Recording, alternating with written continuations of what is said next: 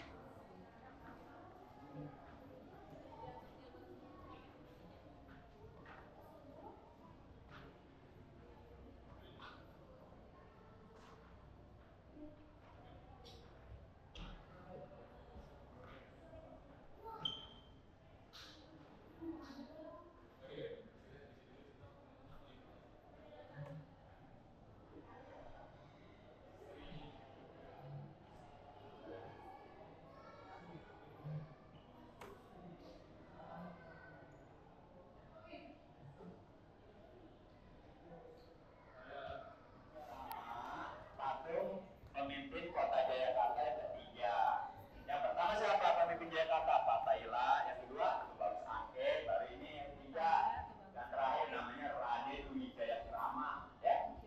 Dia putranya dari pemimpin Jayakarta kedua, Baru Sake. Ya. Itu Baru Sake. Ya. Yang disebut namanya Prasasti Padrau. Tahu nggak isinya? Isinya kerjasamanya kerajaan Sunda dengan Portugal.